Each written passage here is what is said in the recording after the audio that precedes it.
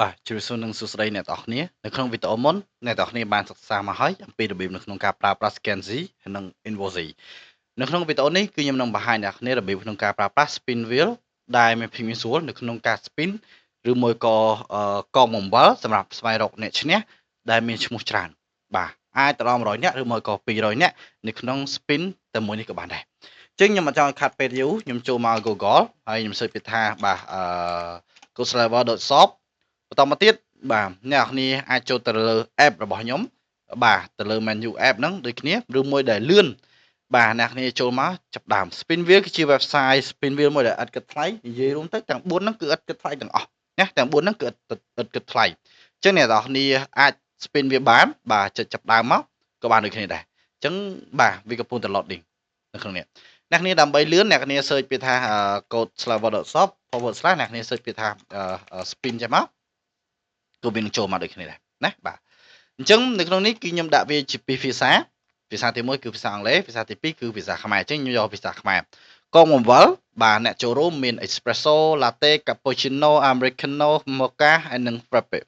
អញ្ចឹងកន្លែងអ្នកចូលរួមបាទអានេះខ្ញុំមានចំនួនប្រហែលអ្នកគ្នាមើលឃើញទេបន្តមកទៀតគឺលទ្ធផលវាជា default បាទវាជា default បាទអញ្ចឹងជា default ខ្ញុំអាចបង្វិលបានតែអ្នកគ្នាអាចសម្អាតវាចេញពី list នឹងក៏បានដែរណាបាទឬមួយក៏អ្នកគ្នាអាចកំណត់ឡើងវិញឥឡូវខ្ញុំចុចកំណត់ឡើងវិញគឺវានឹងកំណត់ឡើងវិញហើយបន្តមកទៀតតេតិនជាមួយទៅនឹងបាទលុបអ្នកឈ្នះបន្ទាប់ពីចាប់បានអញ្ចឹងពេលដែលឈ្នះហើយយើងអត់ចង់ឲ្យឈ្មោះនឹងនៅមួយទៀត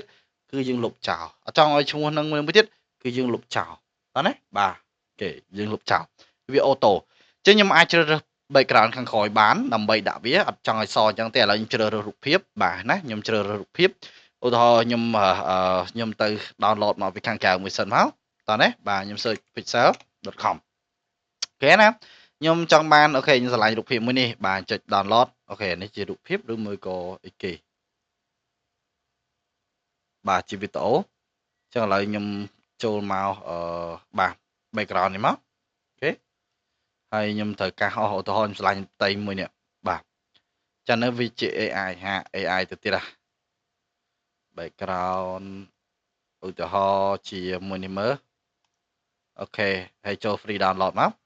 ចេញទៅកន្លែង desktop ទៀតចុច download បាទតមកចូលមកនេះវិញ choose ជ្រើសរើសរូបភាពចូលមក desktop រូបមួយណាមួយនេះគេពណ៌ background ស្អាតអញ្ចឹងពណ៌កន្លែងនេះកន្លែងកងនេះខ្ញុំត្រូវការបង្វិលខ្ញុំត្រូវការដូរពណ៌វាទៀតអូខេចុចមកប៉ាច់មកយកពណ៌ខៀវរឿងដិតបាទពណ៌កងទី2ចុចមកប៉ាច់មកខ្ញុំយកពណ៌ខ្មៅជាឧទាហរណ៍ណាអ្នកគ្នាអាចបាទឆក់ពណ៌បានទៀតបាទជាមួយនឹង eyedropper tool របស់វាឆក់ពណ៌នេះមកក៏បានដែរ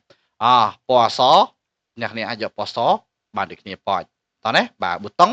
គឺអត់តន់មានទេខ្ញុំអត់បានដាក់ option ឲ្យបាន develop វាឡើងមកទេអញ្ចឹងអ្នកគ្នាអាចប្រើប្រាស់ space បាទឧទាហរណ៍អ្នកគ្នាត្រូវការ record អីផ្សេងៗអ្នកគ្នាអាចប្រើប្រាស់ space ដើម្បីបង្វិលវាបានអញ្ចឹងខ្ញុំចុច space មកបាទអូខេអបអសាត frappe ឈ្នះហើយអញ្ចឹងចុចពាក្យឈ្នះហើយឬមួយក៏អ្នកគ្នាចុច enter បាទគឺ load ក្រហមហ្នឹងបាទអ្នក load លឿងហ្នឹងវាដូចកំណត់ឡើងវិញតែអត់ទេគឺវានឹងលុបឈ្មោះនឹងចោលអញ្ចឹងនៅពេលដែលអ្នកគ្នាចុច space ដើម្បីបង្វិលបាទប៉ាច់ហ៎បាទអញ្ចឹងចុច latte ឈ្នះហើយគឺនឹង remove ឃើញនេះចាប់ដើម remove ទៅហើយណាតោះអ្នកគ្នាបាទម្ដងទៀតអញ្ចឹងនេះលេខ1គឺដាក់ hash នៅពីមុខ hash 1 hash 2ឃើញទេអញ្ចឹងឧទាហរណ៍ខ្ញុំត្រូវការ select 3នេះចុច space មកប៉ាច់ cappuccino អញ្ចឹងចុច enter មកប៉ាច់មកឈ្នះបាន3នាក់ឃើញទេបាទអាហ្នឹងនៅក្នុងនឹងពីរបៀបនៅក្នុងការប្រើប្រាស់ជាមួយនឹងកងបង្វិលបាទអ្នកគ្នាអាចប្រើប្រាស់បានអ្នកគ្នាអាច custom ពណ៌បានអរគុណជួបគ្នានៅវីដេអូបន្ទាប់ជាមួយទៅនឹងអក្សរ docs